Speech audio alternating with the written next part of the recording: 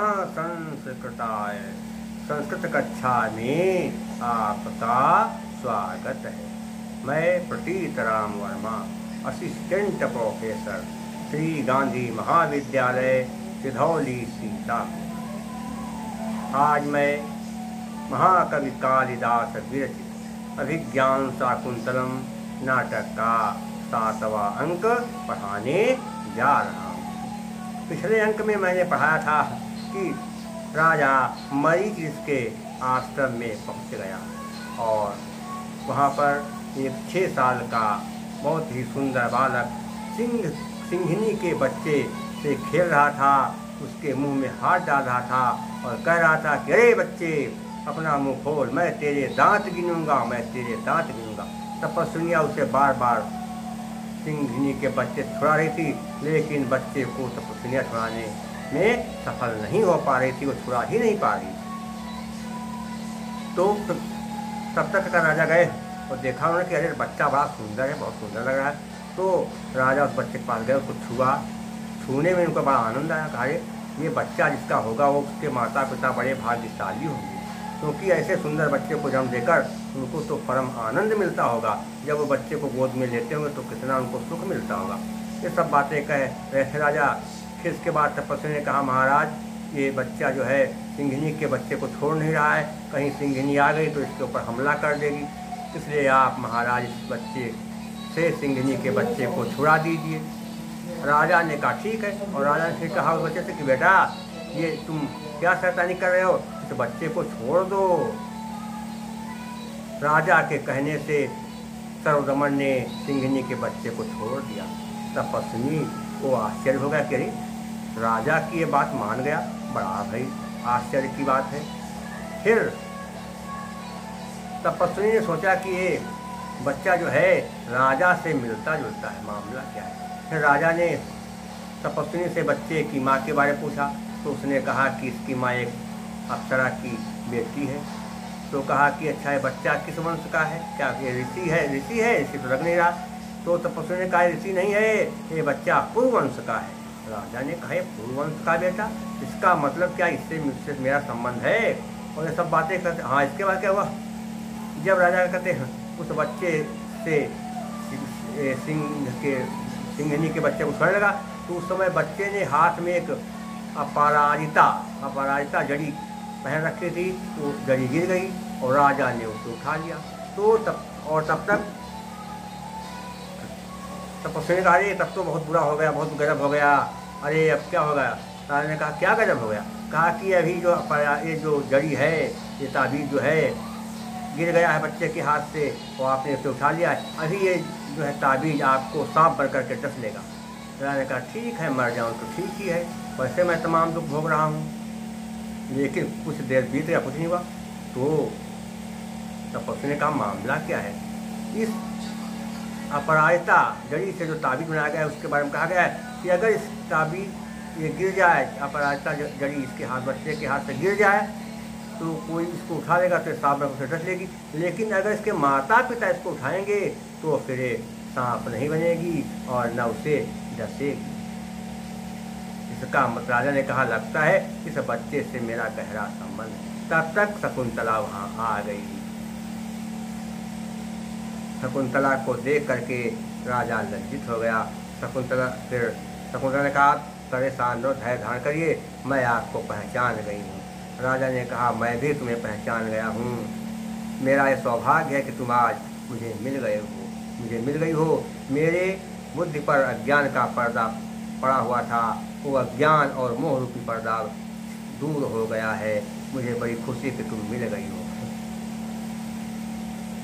शकुंतला ने कहा आपकी जय हो महाराज, आर्यपुत्र आपकी जय हो। और फिर ऐसा कहते ही जैसे वो शकुंतला राजा की जय बोलने लगी, उसका गला भर आया।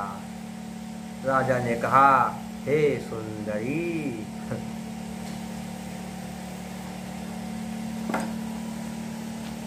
वास पेड़ प्रतिसिधे, वास पेड़ प्रिय सिद्धे, अपि जय शब्दे जितम मया।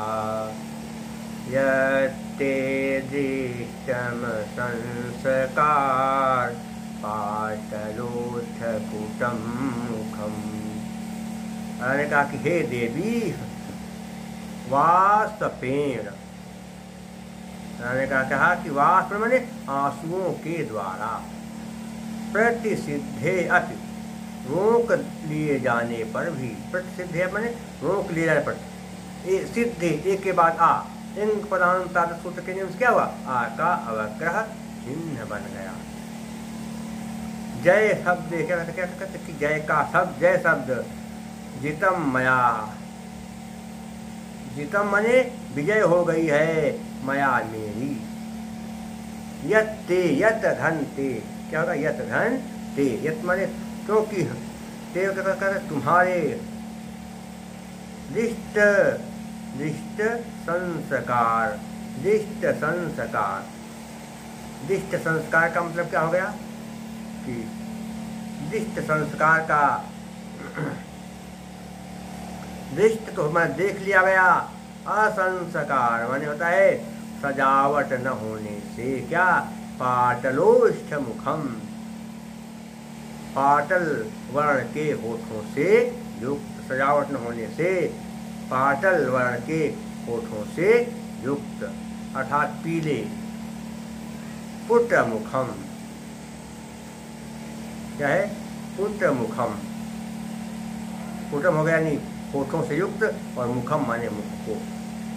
हे सुंदरी, तुमने अपने रुधे हुए गले से जो जय शब्द कहा, हे सुंदरी तुमने जो रुंधे हुए गले से जय शब्द कहा है, उसी से मेरी जीत हो गई। हे सुंदरी तुमने अपने रुधे हुए गले से जो जय शब्द कहा है, उसी से मेरी जीत हो गई, क्योंकि आज आंखें तुम्हारे उस मुख को फिर से देख पाई हैं, जिसके होठ रंगे न जाने के कारण पीले पड़ गए, जिसके होठ रंगे न जाने के कारण पीले पड़ गए। पूरा क्या गए, हे सुंदरी तुमने अपने रुंधे हुए गले से जो जय शब्द कहा है, उसी से मेरी जीत हो गई है, क्योंकि आज आंखें तुम्हारे उस मुख को फिर से देख पाई हैं, जिसके होठ रंगे न जाने के कारण पीले पड़ गए। एक संधि क्या करते आपको हमने बता दिया, इंक पदांत आदत वाली। और अगला क्या है, क्या लिखेंगे कि इसमें जो है समास कहाँ पर बनेंगे, ये थोड़ा समझना है कि समास कहाँ पर बन जाएंगे। क्या लिखा है, असंस्कार में क्या है, न संस्कार नहीं तत्पुरुष समास, असंस्कार पाटलोष्ठ पुटम, क्या होगा, असंस्कारेण पाटलः ओष्ठ पुटः यस्य तत् तात संभव भी समास।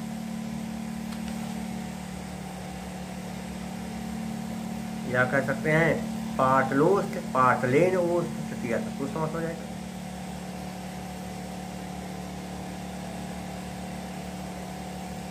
जय शब्द हितम, जय शब्द में जीत हो गई जिसकी बात, जय शब्द हितम यस्य सह वो भी समास, हितम में कत प्रत्यय, और इसके अलावा दृष्टम में भी कत प्रत्यय हो जाएगा, समझेगा, दृष्टम में भी कत प्रत्यय हो जाएगा, प्रसिद्ध में भी कत प्रत्यय हो जाएगा। अलंकार कौन सा हो जाएगा, ध्यान देंगे, काव्य लिंग अलंकार। किस लिए, तुम्हारे होठ पीले पड़ गए, क्यों, क्योंकि होठों को तुमने रंगा नहीं। तुम जंगल में रहती हो, यहाँ पहाड़ पर, तो यहाँ पर प्रसाधन के जो है जो सजावट करने वाला साधन वो यहाँ पर उपलब्ध नहीं है, सजावट करने वाला सामान है नहीं, इसलिए क्या है तुम्हारे होठ पीले पड़ गए। काव्य लिंग अलंकार क्या है, हे तो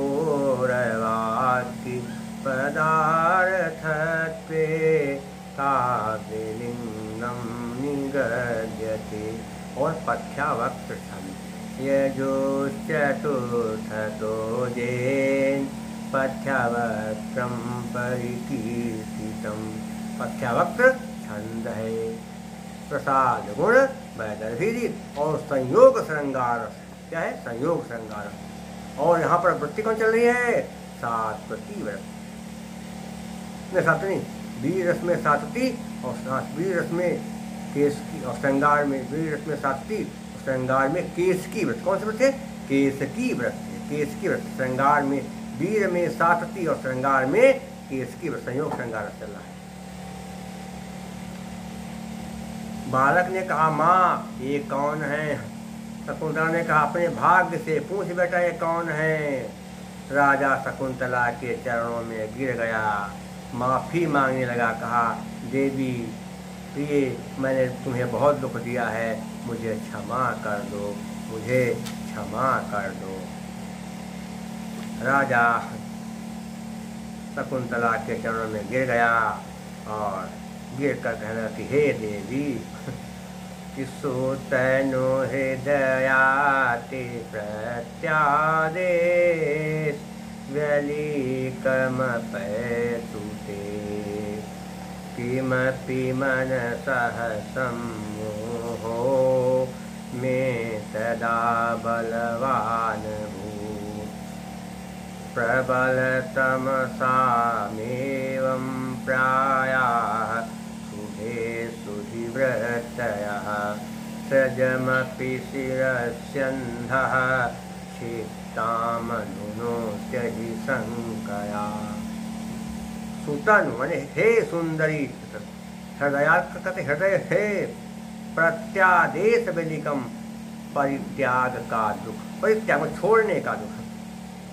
क्या अपैतुम कहते दूर हो, कहते अपने कहते दूर हो, ते कहते तुम्हारे, किम माने क्या, किम माने कुछ, मनसा मन में, सम्मोहो अज्ञान, सम्मोह कहते अज्ञान, मैं कहते मेरे, तदा तब, बलवान भूत बहुत ही प्रबल, अभूत माने पैदा हो गया था।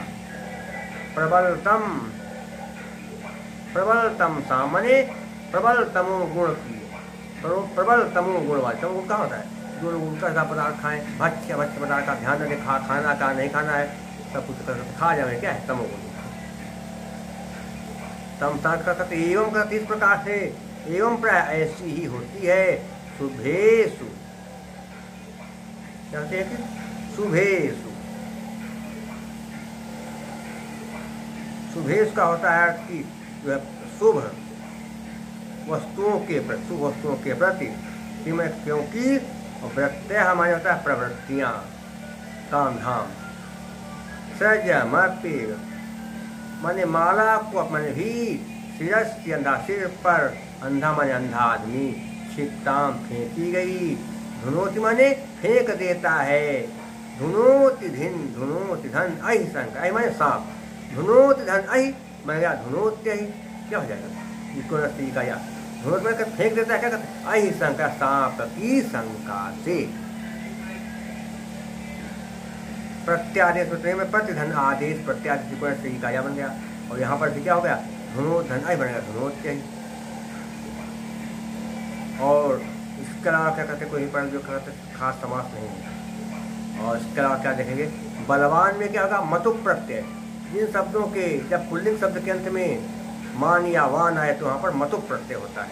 प्रत्यय में व्रत कितने प्रत्यय है। और क्या कहते हैं? और क्या होगा? क्षिप्तम, क्षिप्तम में क्या तक्कत और आप दोनों प्रत्यय हो जाएंगे। अब समास देखिए, क्या कहते हैं? आपको बताया कहाँ पर कैसे क्या कौन से समास हो जाएंगे, और ध्यान देना है। प्रबल तम साम, कैसा तम गुण है? प्रबल, प्रबल च तत् तम साम, या प्रबल च तत् तमः, कर्मधारय समास हो जाएगा।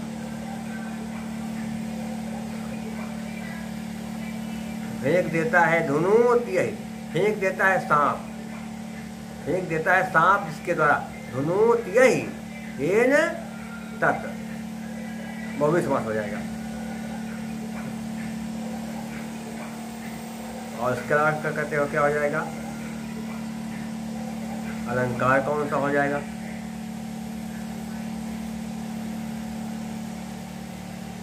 जो बात पहले कही जा रही है उसका जो है स्पष्टीकरण देने के लिए समर्थन किया जा रहा है। तो सामान्य का विशेष से और विशेष का सामान्य से यहाँ समर्थन हो रहा है। क्योंकि कहा कि जब क्या कहते ज्ञान नहीं होता, अज्ञान होता है, तो फिर व्यक्ति का दिमाग ठीक ढंग से काम नहीं करता है। उसी प्रकार से जैसे किसी अंधे आदमी के ऊपर माला रखी जाए तो समझता है कि सांप आ गया, तो माला को झटके से उतार कर फेंक देता है। इसलिए क्या अलंकार होगा? अर्थांतर न्यास अलंकार। लेकिन पहले क्या कहते हैं, आपको अर्थ बता दे क्या अर्थ है, पहले बात हो जाती है। हे सुंदरी, मैंने तुम्हारा जो निरादर किया था, हे सुंदरी, मैंने तुम्हारा जो निरादर किया था उसकी सारी कसक तुम अपने मन से निकाल दो। हे सुंदरी, मैंने जो तुम्हारा निरादर किया था उसकी सारी कसक तुम अपने मन से निकाल दो। क्योंकि उस समय न जाने कहाँ से मेरे मन में क्योंकि उस समय न जाने कहाँ से मेरे मन में अज्ञान रूपी अंधेरा छा गया था। सचमुच जो तमोगुणी लोग होते हैं, सचमुच जो तमोगुणी लोग होते हैं, तमोगुणी नीच प्रवृत्ति वाले लोग, उल्टा सा काम करें, उल्टा सा बोलचाल, उनकी बाणी उल्टी सीधी वो बोल रहे हैं, उल्टा से क्या करते हैं, अभद्र करते भोजन करें, मांस मछली मजा पिए, शराब पिए, क्या तमोगुणी। तो सचमुच जो तमोगुणी लोग होते हैं वह अच्छे कामों में भी बहुत भारी भूल कर बैठते हैं। जो तमोगुणी लोग होते हैं वह अच्छे कामों में भी कभी कभी बड़ी भारी भूल कर देते हैं। क्योंकि अंधे के गले में अगर कोई माला पहना दे तो फिर अंधा आदमी उस माला को सांप समझ करके माला को झटके से उतार कर फेंक देता है। क्या छोटा सांप आ गया तो तुरंत माला को क्या करेगा, झटके से उतार करके फेंक देता। ये हो गया, समझ गए पूरा कि हे सुंदरी, मैंने तो जो तुम्हारा निरादर या अपमान किया था उसकी सारी कसक अपने मन से निकाल दो। क्योंकि उस समय पता नहीं कहाँ से मेरे हृदय में, मन में अज्ञान रूपी अंधेरा छा गया था, जिससे मैं तुमको समझ नहीं पाया। सचमुच में जो तमोगुणी लोग होते हैं वो अच्छे कामों में बड़ी भारी भूल कर बैठते हैं कभी कभी, और बाद में उनको पछतावा होता है। जैसे किसी अंधे आदमी के गले में फूलों की माला डाल दी जाए तो वो समझता है कि ये तो सांप आ गया, तो माला को झटके से उतार कर फेंक देता है। वही दशा मेरी हो गई है। तो क्या है? अर्थांतर न्यास अलंकार। बाकी सबसे बता चुके हैं। सामान्यम वा विशेषो वा तदन्येन संरक्ष्यते यत्तु सो अर्थांतर न्यासः साधर्मेण तरेण वा। और एक काव्य तो कहते है ही है, अंधा आदमी माला को उतार कर फेंक रहा, क्यों? उसका कारण क्या है? तो उसको क्या कहते हो, वो सांप समझ लेता है। इसलिए हे तो रवाकी पदारथे काव्यलिंगम निगद्यते। यहाँ पर काय कांडों, यहाँ पर कौन सा छंद अलंकार? काव्यलिंग अलंकार है। और छंद कौन सा है? कहते देखिए, न समरसलागः, याद कर लिए, बढ़िया गाइए। न समरसलागः षड्वेदैर्हरिर्हरिमता। जिस छंद के प्रत्येक चरण में नगण सगण मगण रगण सगण, अंत में लघु और गुरु हो, 6 षड्वेद है, 6 4 और 7 अक्षरों पर विराम हो, वहाँ पर हरिणी छंद होता है। संयोग श्रृंगार रस है और केश की वृत्ति है। और क्या है? केश की वृत्ति। और इसके अलावा क्या होता है? प्रसाद गुण है। प्रसाद गुण का कहाँ पर क्या है सुनिए। चित्तम व्यापनोति क्षिप्रम सुसकन्धेन मिवानलः सप्रसादः समस्तेषु रसेषु रचनासु च। जो बात सुनते ही या कहते ही मन में तुरंत उसी प्रकार से बैठ जाए जैसे सूखे ईंधन में आग लग जाती है, तो वहाँ पर प्रसाद गुण होता है। और यहाँ पर समास बहुत कम है, जहाँ पर बहुत कम समास वहाँ पर क्या पाया जाए? माधुर्य व्यंजक वर्णे रचना ललितात्मका अवृत्तिरल्पवृत्तिर्वा वैदर्भीष्यते वैदर्भी। और सब ये बता दिया।